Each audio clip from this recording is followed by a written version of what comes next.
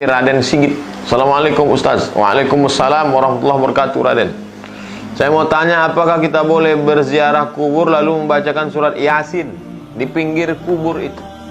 Buka nama kitabnya Ar-Ruh. Sudah diterjemahkan bahasa Indonesia R-O-H. Kitab Roh. Di situ ditulis oleh murid Imam Ibnu Taimiyah, namanya Imam Ibnu Qayyim Al-Jauziyah. Kitab ini tidak diragukan lagi sebagai ensiklopedia terlengkap dalam bidang alam barzakh, alam kubur. Di situ disebutkan tentang riwayat Imam Ahmad menyetujui orang yang membaca Al-Quran di samping kubur. Awalnya Imam Ahmad melarang, lalu kemudian orang itu berdalil bahwa Abdullah anak Umar bin Khattab pernah berpesan, nanti kalau aku meninggal dunia, bacakanlah ujung Al-Baqarah pada bagian kepala. Awal Al-Baqarah pada bagian kepala, ujung Al-Baqarah pada bagian kaki. Oleh sebab itu maka ini diantara dalil membacaan Al-Quran di samping kubur. Lalu kemudian ketika Nabi SAW menancapkan pelepah korma, ini berdalil dengan ini Imam An-Nawawi dalam kitab Al-Minhaj Syarah Sahih Muslim Ibn Al-Hajjaj. Pelepah korma yang ditancapkan ke kubur bertasbih, tasbihnya sampai pada orang meninggal dunia. Kalau tasbih pelepah korma saja sampai, apalagi bacaan Quran orang yang beriman. Maka membacakan Quran untuk orang yang meninggal dunia, bacaannya sampai baik dari rumah maupun di samping kubur. Allahu a'lam. Dari IG Pasek. Assalamualaikum Ustaz. Waalaikumsalam warahmatullahi wabarakatuh. Saya ingin nanya, apa boleh seorang mu'alaf tapi belum khitan, belum punya duit? Ya Allah, kemana pergi orang Islam sampai ada saudara kita belum berkhitan karena belum tak ada duit. Tapi dia pergi ke masjid dan dia melaksanakan sholat. Apakah batal? Apakah sholatnya sah? Sholatnya sah. Maka kulit yang menutupi kulit itu namanya kulfah. Kulit itu mesti dipotong, dibuang karena ada najis di balik. Sebelum engkau sholat, engkau cuci basuh bersih, engkau berwudu, habis itu engkau sholat.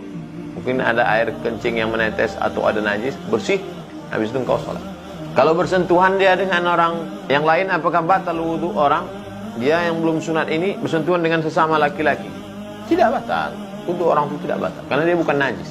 Mudah-mudahan Allah lapangkan rezekimu, Allah murahkan sehingga dapat berkhitan. Wallahu a'lam bishawab. Dari Pak Kasdi Sidik.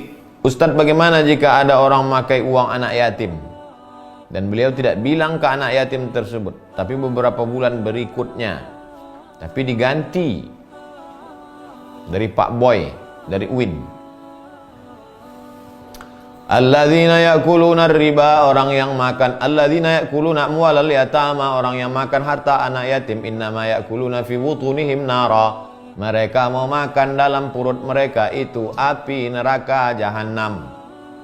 Iya Pak Ustadz, tapi dipakainya sebentar, habis itu nanti dibayarnya lagi.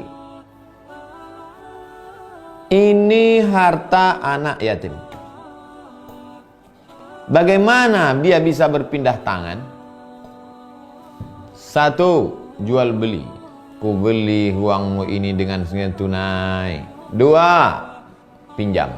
Aku pinjam, ku bayar sampai tanggal sekian. Tiga, gadai. Ini surat BPKB, notaris surat tanahku, ku pakai. Pinjam, beli, gadai. Atau hibah. Kata anak yatim itu, ambil ini Pak, aku hibahkan untuk bapak, karena aku anak yatim yang kaya, harta warisan bapakku aja tak habis-habis 7 keturunan. Bisa. Nah sekarang bagaimana harta anak yatim itu bisa berpindah ke tanganmu? Beli? Tidak. Hibah? Tidak. Gadai? Tidak. Wasiat? Tidak. Pinjam? Tidak. Apa namanya? Mencuri. Mencuri itu namanya. Walaupun nanti dibayar juga, mana bisa? Ada akadnya. Yang membedakan dalam Islam ini adalah akad. Maaf, beribu maaf. Prostitusi dengan nikah tak ada bedanya. Di mana letak bedanya? Akad itu. Aku nikahkan engkau dengan anakku dengan mahar sebentuk cincin emas tunai. Hai Abdul Rashid. Ya. Aku nikahkan engkau dengan anakku dengan mahar sebentuk cincin emas tunai. Apa kata saksi? Sah. Akad itu yang membedakan yang halal dengan yang haram. Sekarang kau pakai duit anak yatim itu apa akadnya? Iya kalau kau pakai diam-diam kau masih hidup lagi. Kalau mati malam tuh